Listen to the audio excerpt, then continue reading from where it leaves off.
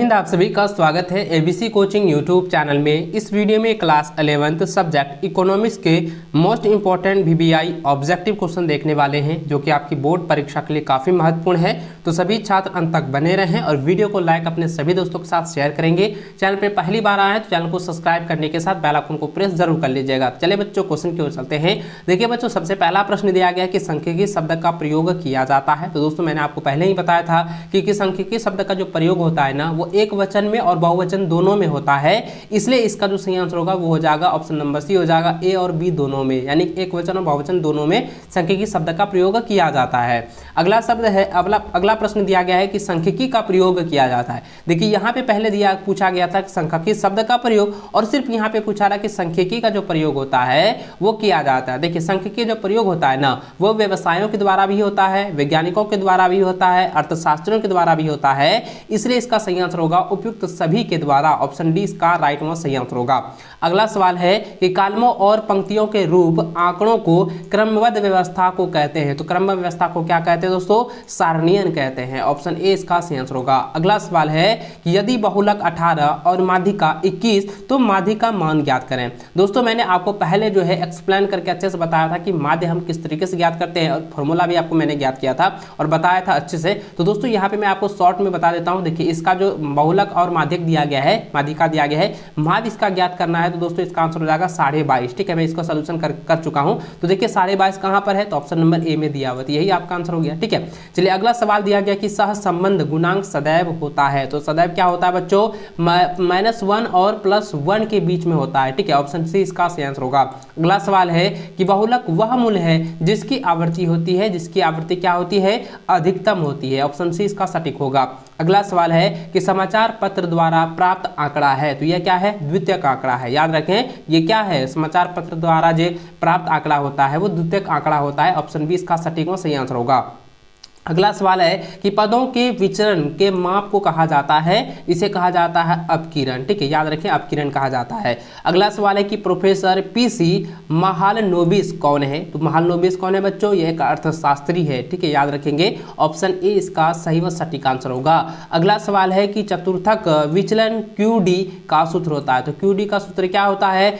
Q3 - Q1/2। ये option number D जो है इसका सही व सटीक आंसर होगा। ठीक, इसको आप लोग नोट कर लीजिए। चलिए अगला सवाल दिया गया कि आधार वर्ष में सूचकांक का मूल्य क्या होगा? तो इसका आंसर क्या होगा दोस्तों? 100 होगा। ऑप्शन नंबर 1 सही आंसर होगा। ठीक है, अगला सवाल है कि यदि 40, 50, x 78, 58 का समांतर माध्य जो है वो 56.2 है, तो x का मान ज्ञात कीजिए। तो दोस्तों सबसे पहले क्या करेंगे, इस सभी को जोड़ दीजिए। जो टोटल है यहाँ पे देखिए क्या क्वेश्चन है, 1 2 3 4 5, तो 5 से भाग देंगे और इसको हम क्या करें? डिवाइड कर देंगे। तो ये दोस्तों इसका आंसर कितना निकलेगा? 55 आएगा। ठीक है, तो ऑप्शन नंबर जो देखिए ए इसका सही आंसर होगा।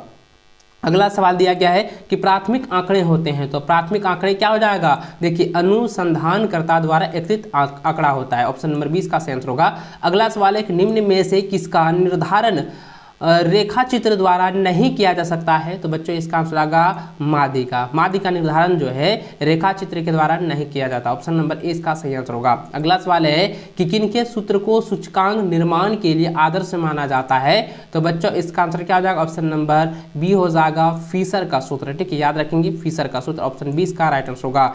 अगला सवाल है कि एक अच्छे औसत के गुण होते हैं। एक अच्छे औसत के गुण क्या होते हैं? तो दोस्तों होता है स्पष्ट एवं स्थिर परिभाषा, सरलता, निरपेक्ष संख्या। तो बच्चों इसका आंसर हो जाएगा इनमें से सभी। ठीक है, ये सभी, ये तीनों जो इसका सही आंसर होगा इसके गुण हैं। अगला प्रश्न है 17 नंबर दिया गया है कि निम्न चित्र में सहसंबंध का परिणाम है। तो देखिए यहाँ पे एक चित्र दर्शाया गया है, इसमें सहसंबंध बताना है। तो दोस्तों यहाँ पे r जो है क्या हो जाएगा? -1 हो जाएगा। ठीक है, ये -1 होगा, r बराबर -1। ऑप्शन सी इसका सटीक आंसर होगा। अगला सवाल है कि विस्तार का गुणांक का सूत्र क्या होता है? देखिए मैंने पहले भी आपको कहा था कि जितना भी इकोनॉमिक्स में फॉर्मूले आते हैं ना, वो सभी फॉर्मूला आप लोगों को रट लेना है, अच्छे से आपको तैयार कर लेना है, क्योंकि फॉर्मूला से लगभग जो है 10 क्वेश्चन आप लोगों का दिया जाएगा। तो इसको आप लोग कन्फर्म अगर याद कर लेते हैं फॉर्मूला, तो आपका 10 नंबर तो ऐसे आपके हाथ में है। ठीक है, तो देखिए यहाँ पे सवाल क्या दिया था कि विस्तार गुणांक का जो है विस्तार गुणांक का सूत्र है। तो विस्तार गुणांक का सूत्र क्या होता है बच्चों? L - 1/L+S होता है। ठीक है, L-S/L+S होता है। तो ऑप्शन नंबर सी इसका सही आंसर होगा। अगला सवाल दिया गया कि प्रमाण विचलन का सूत्र होता है। तो परिमाप विचलन का क्या सूत्र होता है, या परिमाण विचलन का सूत्र जो होता है वो होता है under root sigma D X square बटा एन। ठीक है, तो यहाँ पे देखिए ऑप्शन नंबर सी इसका, सॉरी डी जो है इसका सही आंसर होगा। अगला सवाल दिया गया कि किसने कहा कि अर्थशास्त्र धन का विज्ञान है, तो बच्चों इसका आंसर हो जाएगा एडम स्पीच। ठीक है, ऑप्शन नंबर सी इसका सही आंसर होगा। अगला सवाल है कि आंकड़ों का चित्रमय प्रदर्शन कहलाता है, तो क्या कहलाता है, प्रस्तुतिकरण कहलाता है। ऑप्शन सी इसका सही आंसर होगा। अगला सवाल है कि निम्न आंकड़ों से विस्तार ज्ञात कीजिए, तो देखिए विस्तार इसमें ज्ञात करना, तो सबसे पहले क्या करेंगे, जितना भी आंकड़ा दिया है इसको आप योग कर लिए, जितना संख्या उसको डिवाइड कर दीजिए तो आपका आंसर निकल जाएगा। तो कितना, देखिए आंसर कितना आया है, 46। ठीक है, तो ऑप्शन नंबर इसका सी इसका सही आंसर होगा। ठीक है, अगला सवाल दिया गया कि किसी वृत्त चार्ट के केंद्र पर कुल योग होता है, तो कुल योग कितना होता है, 360 होता है। ठीक है, 360 डिग्री, इसको आप लोग नोट कर लीजिए। अगला सवाल है कि आयत चित्र है, तो आयत चित्र क्या है दोस्तों, एक द्विविमी आरेख है, द्विविमी आरेख है। ऑप्शन नंबर 20 का सही आंसर होगा। अगला सवाल देखिए फिर से दिया गया है, एक फॉर्मूला के अनुसार आपको न्यूमेरिकल दिया गया है कि निम्न आंकड़ों से माध्यिका ज्ञात कीजिए। तो दोस्तों मैंने आपको बताया था ना कि माध्यिका किस तरीके से निकाला जाता है, और इसमें आप लोगों को मैंने ये भी कहा था कि माध्यिका का जो फॉर्मूला है ना उसको आप लोग रट लीजिएगा, तभी ये फॉर्मूला से आप लोगों को बनेगा। तो दोस्तों यहाँ पे जो आंकड़ा आप लोगों का देख सकते हैं, जो दिया हुआ आंकड़ा जो दिया हुआ है 90, 100, 110, 120, 130, 140, 150, 160, 170, इस तरह से जो आपका आंकड़ा दिया गया है इसको आप फॉर्मूला के अनुसार निकालेंगे ना, तो इसका आंसर निकलेगा 130।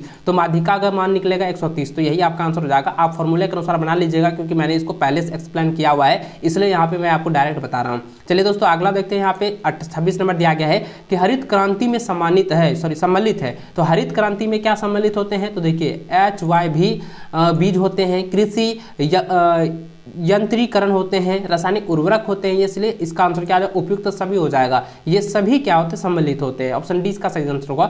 अगला सवाल है कि फेमा कब लागू हुआ, तो देखिए कई बार एग्जाम में पूछा गया है, फेमा जो है 1 जनवरी 2000 को लागू किया गया है, तो ऑप्शन सी इसका सही आंसर होगा। अगला सवाल है किस प्रकार की निर्धनता से आप आय की जो है असमानता एवं वितरण का संबंध है, तो दोस्तों इसका आंसर आएगा निरपेक्ष निर्धनता। ठीक है, ऑप्शन नंबर ए इसका सही आंसर होगा।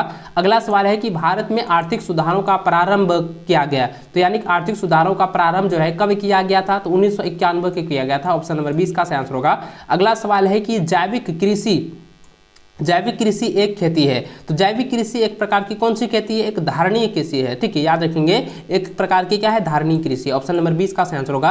अगला सवाल है कि स्वास्थ्य किस प्रकार की आधारिक संरचना का अंग है, तो बच्चों इसका आंसर हो जाएगा सामाजिक। ठीक है, ऑप्शन नंबर 20 का सही आंसर होगा।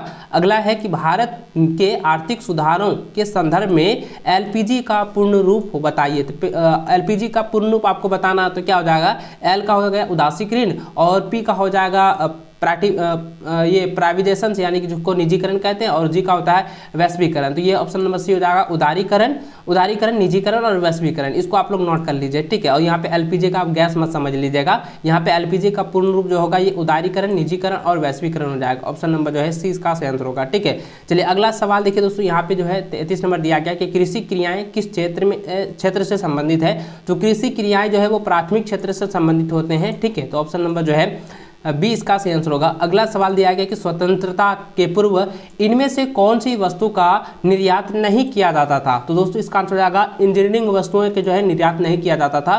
ऑप्शन सी इसका जो है सही आंसर होगा। अगला सवाल है कि भारत की पहली औद्योगिक नीति किस वर्ष जो है घोषित हुई है, तो दोस्तों इसका आंसर होगा 1948। इसको आप लोग याद कर लीजिएगा, मैंने कई बार आपको बताया था, भरसक आप लोगों को याद होगा अगर आप पुराने स्टूडेंट होंगे। तो देखिए दोस्तों अगला सवाल दिया गया कि मानवीय संसाधनों या मानवीय साधनों के विकास के लिए आवश्यकता है, तो देखिए यह मानवीय संसाधनों के लिए भी पूछा जा सकता है, या आप यहाँ पे साधनों के लिए भी पूछा जा सकता है, क्वेश्चन सेम है। ठीक है, तो यहाँ पे सिर्फ दिया गया कि मानवीय साधनों के लिए विकास के लिए आवश्यकता होती है, तो कौन सी किसकी होती है दोस्तों, शिक्षा की आवश्यकता होती है। ठीक है, याद रखेंगे शिक्षा, एजुकेशन के लिए। चलिए अगला सवाल दिया गया कि देश की लगभग कितनी आबादी कृषि क्षेत्र से आजीविका प्राप्त करती है, तो बच्चों इसका आंसर आएगा 2/3 जो है। ठीक है, 2/3 जो है आबादी जो है कृषि क्षेत्र से आजीविका प्राप्त करती है। ऑप्शन बी ए जो है इसका सही आंसर होगा।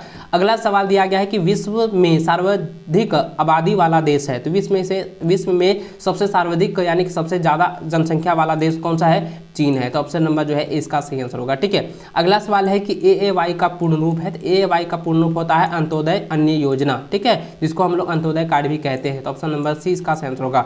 अगला सवाल है कि पूंजी की कमी तकनीकी पिछड़ापन और एवं बेरोजगारी सामान्यतः पाए जाते हैं। तो सामान्यतः किस में पाए जाते हैं दोस्तों? अल्प विकसित देश में पाए जाते हैं। ऑप्शन नंबर 20 का सही आंसर होगा। अगला सवाल है कि मानव विकास सूचकांक यानी कि HDI मापदंडों का एक सूचक है, जो किसका सूचक है? सामाजिक का। ऑप्शन नंबर 20 का सही आंसर होगा। अगला सवाल 82 नंबर दिया गया कि निम्न में से कौन भारत का निर्धन राज्य है? तो दोस्तों इसका आंसर हो जाएगा बिहार। बिहार क्या है? एक निर्धन राज्य है। ऑप्शन नंबर डी इसका सही व सटीक आंसर होगा। अगला सवाल है कि नीति आयोग का जो है गठन कब हुआ? तो नीति आयोग का जो गठन हुआ था बच्चों, ये हुआ था 1 जनवरी 2015 को। ठीक है, तो याद रखेंगे ऑप्शन नंबर सी इसका सही आंसर होगा, 1 जनवरी 2015। अगला सवाल है कि उदारीकरण के प्रतिकूल प्रभाव है। तो उदारीकरण के प्रतिकूल प्रभाव क्या है? तो ऑप्शन नंबर डी हो जाएगा, इनमें से सभी हैं। ठीक है, ये और ये तीनों है, ए बी सी तीनों है, इसलिए इसका आंसर क्या हो जाएगा? इनमें से सभी हो जाएगा। अगला सवाल है कि मनरेगा का संबंध है। तो मनरेगा का संबंध होता है रोजगार से। ठीक है, तो याद रखेंगे मनरेगा में 100 दिनों का रोजगार प्रोवाइड किया जाता था, यह प्रावधान है, इसको आप लोग याद कर लीजिएगा। तो मनरेगा का संबंध किससे है? रोजगार से। ऑप्शन ए इसका सही आंसर होगा। अगला सवाल है कि नाबार्ड कब स्थापित हुआ? तो नाबार्ड जो है ये 12 जुलाई 1982 को जो है स्थापित किया गया है। तो ऑप्शन नंबर ए इसका सही आंसर होगा। अगला सवाल है कि श्रम बल और कार्यबल का अंतर होता है। तो श्रम बल और कार्यबल का अंतर क्या होता है बच्चों? याद रखें, इसका आंसर होगा बेरोजगार श्रम से। ऑप्शन नंबर जो है 20 का सही आंसर होगा। अगला है इनमें से कौन ऊर्जा के परंपरागत स्रोत में नहीं आता है? तो दोस्तों सौर जो है ये परंपरागत ऊर्जा स्रोत में नहीं आता है, इसको आप लोग नोट कर लीजिए। अगला सवाल है कि चिपको आंदोलन की शुरुआत जो है किसने की थी? चिपको आंदोलन का शुरुआत जो है सुंदरलाल बहुगुणा ने किया था। ठीक है, तो ऑप्शन नंबर ए इसका सही आंसर होगा।